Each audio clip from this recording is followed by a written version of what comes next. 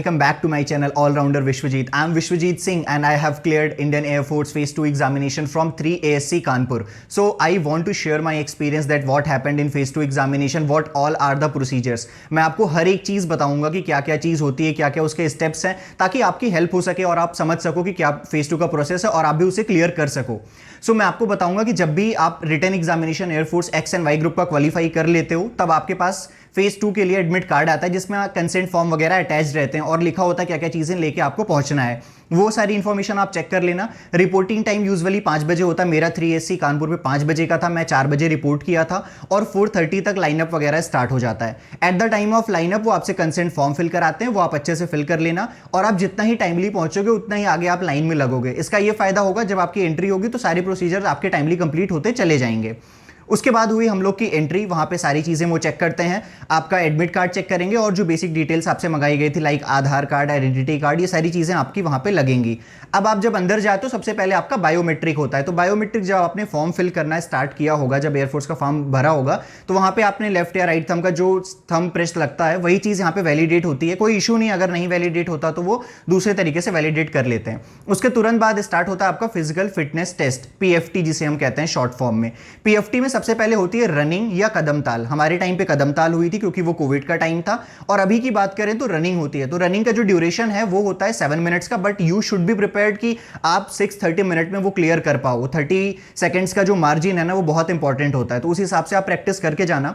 जैसे ही रनिंग हो जाती है फिर आपका होते हैं सिटअप, स्क्वाट और पुशअप्स. पुशअप के लिए मैं यहाँ पे गाइडलाइन देना चाहूंगा क्योंकि 3SC कानपुर में क्या था कि पुशअप की जो आपकी लाइक जो शेप होना चाहिए वो बहुत पॉस्चर जो है वो बहुत मैटर करता है. लेट्स से कि आप पुशअप कर रहे हो और आपका ऐसा पॉस्चर है, ऐसा भी नहीं होना चाहिए और ऐसा भी नहीं होना चाहिए. आप स्ट्रेट आपका अप डाउन इस तरीके से. और जब आप प्रैक्टिस करो ना तो जब आप नीचे जा रहे हो तो थोड़ा सा पॉज होना चाहिए उसमें, क्योंकि वो 1 2 1 2 ऐसा बोलेंगे तो उसमें आपको आसानी हो.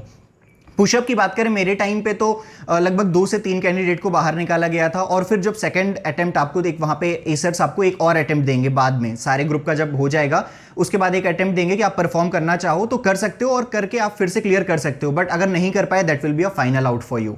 सो उसके बाद होते हैं आपके सिटअप्स. सिटअप्स की अगर मैं बात करूं तो आप लेटे रहो और आपका जो पैर है सिटअप करते वक्त जब आप उठते हो, बेंड होते हो, तो आपका पैर जमीन से उठना नहीं चाहिए. ये है. और ऐसा नहीं कि सिर आपका घुटने पे टच होना चाहिए, ऐसा कुछ भी नहीं होता है. पैर को आप आराम से टच कर पाओ, इस तरीके से चीजें होनी चाहिए सिटअप में. हमारे टाइम की बात करें तो सिटअप में लगभग 3-4 बंदे आउट हुए थे और उनको भी सेकंड चांस मिला था तो वहां से वो क्लियर कर पाए थे. सिटअप के बाद आता है स्क्वाट. स्क्वाट में आपका हाथ सीधे होना चाहिए और आपको बैठाते हैं. हमने सोचा था कि हाफ आधा बैठाएंगे बट वहां पे पूरा बैठा देते हैं आपको. तो उस टाइम पे आपकी जो बैकबोन है और जो पीठ है वो पूरी स्ट्रेट होनी चाहिए, इस तरीके से होता है. सो ये है पूरा आपका जो फिजिकल फिटनेस टेस्ट का प्रोसीजर होता है वो. मतलब आपकी रनिंग हो गई, रनिंग के बाद आपका हो गया पुशअप, पुशअप के बाद हो गया आपके सिटअप, सिटअप के बाद हो गए स्क्वाट. अगर आप ये चीज़ें क्लियर कर लेते हो तो उसके बाद जो बच्चे बचे रहते हैं जिनका नहीं हो पाता है कुछ इश्यूज़ की वजह से, एसर्स बाहर कर देते हैं. एसर्स का मतलब यहाँ पे ये है कि जो स्टाफ आपको वहाँ पे चेक करता रहता है कि आप करेक्ट कर रहे हो कि नहीं. जो वहाँ पे एयरमैन्स होते हैं वो आपको चेक कर रहे होते हैं तो उन्हें हम एसर्स कहते हैं. एसर्स आपको बाहर करेंगे, फिर कमांडिंग ऑफिसर पूरा गाइड करेगा आपको कि आपके पास ये लास्ट अपॉर्चुनिटी है. एक बार अगर आप परफॉर्म करते हो जाते हो तो, नहीं होते हो तो आपको आउट कर दिया जाता है. ओवरऑल अगर मैं PFT की बात करूं मेरे टाइम पे 6 से 7 बंदे PFT से आउट हुए थे. PFT के बाद तुरंत प्रोसेस स्टार्ट होता है, डॉक्यूमेंटेशन शुरू हो जाता है और आपको SRT के लिए दूसरी जगह बैठा दिया जाता है. कानपुर ASC की बात करूं तो बहुत सपोर्टिंग स्टाफ है, कोई ऐसा चैलेंज नहीं आया. हर एक स्टेप पे वो आपको गाइड करते हैं. और जब आप जाते हो अपनी SRT के लिए उस टाइम पे अपनी ड्रेस भी चेंज कर सकते हो. अगर आपने अपनी ड्रेस कैरी की है क्योंकि आपको GD देना होता है तो वहां पे वो चीज़ें आप कर सकते हो. अभी के प्रोसीजर में SRT को हटा दिया गया है बट आपकी प्रिपरेशन होनी चाहिए. SRT क्या है पहले आपको बता दें. SRT सिचुएशन रिएक्शन टेस्ट, जिसमें आपको 45 क्वेश्चन सिचुएशन बेस्ड दिए जाते हैं और जो आपको टाइम दिया जाता है वो 30 मिनट्स का दिया जाता है.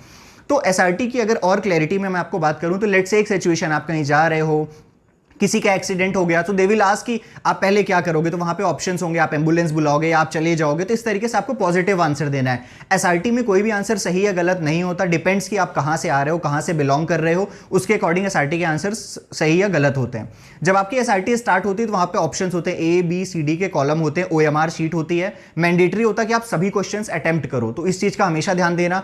टाइमिंग का ध्यान देना. साथ ही साथ जब आप क्वेश्चन करना तो एक पॉजिटिव माइंडसेट के साथ करना कि मैं जेन्युइनली यहाँ पे क्या करता. और एज सच आपको एसआईटी में आउट नहीं किया जाएगा, तो उसके लिए बिल्कुल भी परेशान मत होना। कुछ एक दो प्रैक्टिस सेट्स अगर आप पहले से करके जाओगे तो एसआईटी आपके लिए बहुत हेल्पफुल होगी। तो वहां पे मैं अगर एसआईटी में बात करूं तो लगभग 3 बच्चे आउट हुए, तो उसमें से भी आई थिंक एक ने कंप्लीट किया नहीं था एसआईटी, जैसे मैंने बताया सारे क्वेश्चंस मैंडेटरी होते हैं, और एक दो ने आई थिंक नेगेटिव आंसर्स दे दिए होंगे। दूसरा जो आपको रफ के लिए वो शीट देंगे, वहां पे अननेसेसरी चीजें आप मत मेंशन करो, या क्वेश्चन पेपर्स में उसके अननेसेसरी चीजें मत मेंशन करो। इन सब चीजों का आप खास तौर पे ध्यान देना। अपनी पेंसिल किट, स्टेपलर, जो बेसिक चीजें होती हैं जो मेंशनड होती हैं वो लेके जाना। आप किसी से मांगोगे वहां पे तो एक अच्छा इंपैक्ट नहीं पड़ता। डॉक्यूमेंटेशन वहां पे चलता रहता है। एसआरटी के जस्ट बाद एसआरटी का रिजल्ट अनाउंस किया जाता है। जो लोग क्लियर कर लेते हैं एसआरटी उनको बैठे रहना होता है, और जो नहीं क्लियर कर पाते वो चले जाते हैं। तो क्योंकि आपको चेस्ट नंबर प्रोवाइडेड होता है, आपके अपने अपने चेस्ट नंबर्स होते हैं, उसी से आपको वहां पे रिकॉग्नाइज किया जाता है।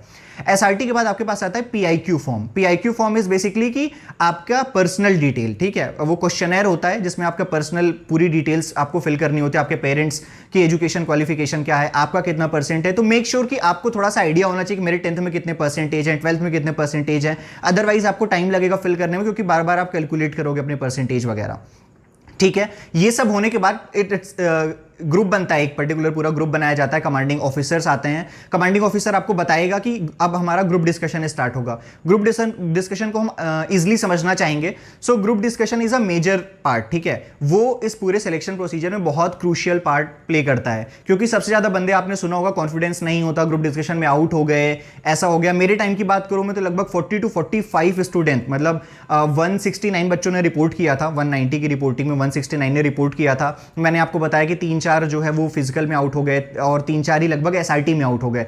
लगभग आप 10 बच्चों को हटा दो, अगर 159 के काउंट की भी बात करें तो अप्रोक्सीमेटली 45 प्लस कैंडिडेट्स वो सिर्फ और सिर्फ जीडी में आउट हुए। तो जीडी बहुत क्रूशियल है। मैं एक अलग वीडियो में आपको बता दूंगा कि जीडी कैसे आप कवर करो, कैसे बिना कोचिंग वगैरह के आप जीडी क्लियर कर सकते हो, कौन कौन से टॉपिक इंपॉर्टेंट है। सो जीडी में क्या होता है, कमांडिंग ऑफिसर सेंटर में बैठा होता है, या जो एसर्स हैं जो जीडी ले रहे हैं वो सेंटर में बैठे होते हैं। आपका ग्रुप डिवाइड कर दिया जाता है, 15-15 का या 20-20 का ग्रुप डिवाइड कर दिया जाता है। आप एक सर्कुलर फॉर्म में बैठते हो, सेमी सर्कुलर कह सकते हो। तो हाफ सर्कल बनता है, बीच में कमांडिंग ऑफिसर, ऐसा कुछ सर्कल बनता है। आपके पास चेयर्स होती हैं। जब मैंने जीडी दी थी उस टाइम पे वो एक शीट प्रोवाइड किया करते थे, फिर आपको उस शीट में टॉपिक लिखा होता था। पहले शीट आपको जब देंगे तो वो उल्टी शीट रहेगी, मतलब पीछे से व्हाइट और दूसरी तरफ लिखा होगा। सबको जब शीट मिल जाएगी तो एक टाइम पे बोलेंगे स्टार्ट। उस टाइम पे आपको पहले पढ़ना है, 1 मिनट के लिए वो पढ़ने का टाइम देंगे।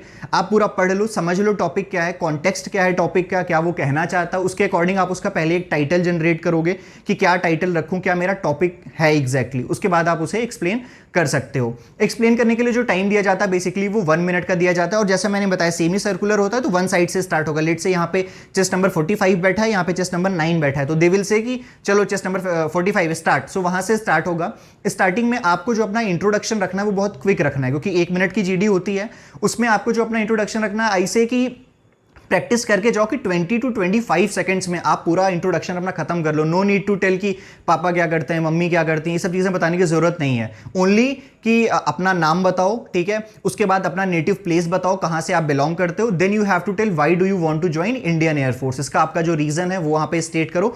Then you can go head with the topic, today's topic is this, and उसके बारे में आप बताओ। जितना अच्छा आप इनिशियली इंट्रोडक्शन दे दोगे उतना बेटर होगा, क्योंकि once it come to GD ना, जैसे ही डिस्कशन स्टार्ट होगा तो फिश मार्केट टाइप सी बन जाएगी, आपके लिए चैलेंजिंग होगा। तो जो इंपैक्ट आप बनाना चाहते हो कमांडिंग ऑफिसर के सामने, बहुत अच्छा टाइम होता है आपके पास कि जब आपकी जीडी स्टार्ट हो रही है, जीडी में आपको एक प्रॉपर इंपैक्ट अपना क्रिएट करना होता है, चाहे वो कमांडिंग ऑफिसर्स हो, चाहे वो एसर्स हो, जो भी आपका जीडी ले रहे हैं उनके सामने। सो सबसे इंपॉर्टेंट चीज हो जीडी में मैं आपको बोलूंगा कि अपनी वॉइस को थोड़ा लाउड करो। आपके पास टाइम होता है 15 डेज 20 डेज प्रिपेयर करने के लिए। सो उसमें क्या करो, अपने आप को लाइक मिरर के सामने प्रैक्टिस कर सकते हो, जो मैं किया करता था। और उसमें अपने आपकी जो वॉइस है ना, उसकी पिच जो है थोड़ी सी लाउड रखो, और ताकि क्लियर हो, क्योंकि आप थोड़ी डिस्टेंस पे बैठे हो। तो अगर आप लो वॉइस में बोल रहे हो तो उतना इंपैक्ट नहीं पड़ता, और उतना ज्यादा सामने वाला इंटरेस्टेड भी नहीं रहता आपके टॉपिक को सुनने के लिए या समझने के लिए। मैं अपने टाइम की बात करूं तो मेरे बगल जिस बंदे ने इनिशिएट किया था जीडी को, वो स्टार्ट किया और अपने इंट्रोडक्शन के बाद वो शांत हो गया, एकदम आवाज उसकी डाउन होती चली गई। उस टाइम पे सामने वाले ऑफिसर ने बोल दिया कि भाई नेक्स्ट, तुरंत। तो इसीलिए जैसे आप डाउन हो गए वो नेक्स्ट बोल देगा, इसलिए अपनी वॉइस को लाउड और बढ़िया से रखो। मैंने क्या किया, मैंने प्रॉपर्ली इनिशिएट किया, अपना इंट्रोडक्शन दिया 25 सेकंड्स में, why I want to join Indian air force, उसका रीजन बताया। Then I directly move to the topic. मैं अपने टॉपिक की बात करूं तो उस समय मुझे जो टॉपिक मिला हुआ था वो था फैशन इन यंगस्टर्स। जो यंग यूथ में जो फैशन है वो अपने पीयर ग्रुप को फॉलो करते हैं। सो अगर आपने पीयर ग्रुप वाला टॉपिक पढ़ रखा होगा तो आप को रिलेट कर सकते हो। तो आप जीडी में जाने से पहले 15-20 टॉपिक कवर करके रखो, ताकि कोई भी टॉपिक आता है उसे को रिलेट कर सको। करंट टाइम में अगर मैं जीडी की बात करूं किस तरीके से हो रहा है, तो वो आपको एक टॉपिक बताते हैं और एक ब्लैंक पेज देते हैं जहां पे आप लिख भी सकते हो, उस टॉपिक को लिखो, फिर उसके अकॉर्डिंग आप उसके बारे में आप बोल सकते हो। पर बोलते वक्त आपके पास कोई सामने पेज या कोई चीज नहीं होगी, मतलब जो आपने माइंड में प्रिपेयर कर रखा है वही आपको बोलना है। जैसे ही सबकी 1 मिनट कंप्लीट हो जाता है, फिर आपको सामने वाला ऑफिसर बताता है कि it's time for the group discussion. Group discussion का मतलब ये नहीं होगा कि एक दूसरे से आप डिबेट कर रहे हो, अंडरस्टैंड कि डिबेट अलग चीज होती है, ग्रुप डिस्कशन अलग चीज होता है। ग्रुप डिस्कशन मतलब सामिलात में बैठ के कुछ डिस्कस करना, और डिबेट का मतलब कि तर्क वितर्क करना। तो आपको तर्क वितर्क नहीं करना है वहां पे, वरना फिश मार्केट क्रिएट हो जाएगी। अपने ग्रुप के साथ बहुत अच्छे से रहो, और अगर आपने जेन्युइन 2-3 पॉइंटर बोल दिए ना अपने टॉपिक से रिलेटेड, तो आपका काम हो गया। और टॉपिक से भटको मत। अगर आपका टॉपिक है सोशल मीडिया, तो सोशल मीडिया पर रहो, टीवी पे मत चले जाओ।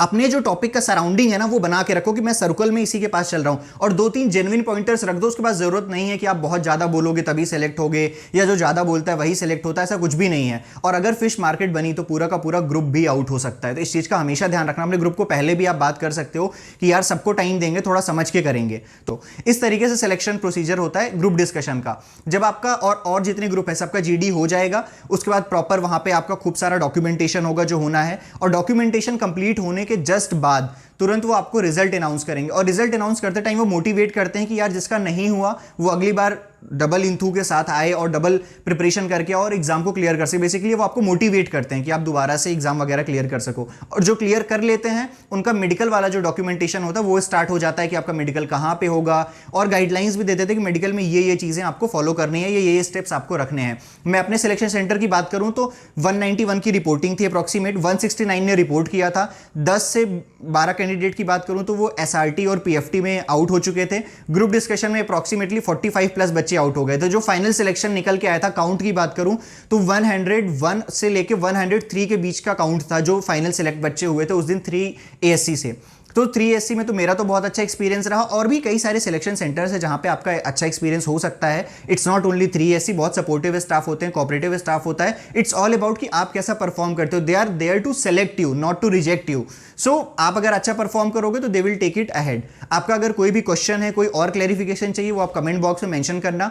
नेक्स्ट वीडियोस में मैं आपको जीडी के बारे में, एसआरटी के बारे में, या आपका क्या क्या टॉपिक्स हो सकता है जीडी का, या कैसे आप पीएफटी क्लियर कर सकते हो, उन सब पे वीडियोस बनाऊंगा। बट इट ऑल डिपेंड्स कि आपकी रिक्वायरमेंट है कि नहीं उन चीजों को लेके, तो आप कमेंट बॉक्स में मेंशन कर देना। साथ ही कोई अगर क्वेश्चन है आपका, चाहे वो पुराने तरीके का जो प्रोसीजर था उसको समझने के लिए, या अभी करंट में जो प्रोसेस चल रहा है सिलेक्शन का वो समझने के लिए, या आपको फेज 2 के लिए हेल्प चाहिए, आपको लाइव सेशंस दे सकता हूं और चीजें प्रोवाइड कर सकता हूं, तो आप कमेंट बॉक्स में मेंशन करना। साथ ही साथ कोई फीडबैक हो तो वो भी आप मेंशन करना। बने रहो मेरे साथ, लाइक और सब्सक्राइब करना इस वीडियो को अगर आपने पसंद किया तो।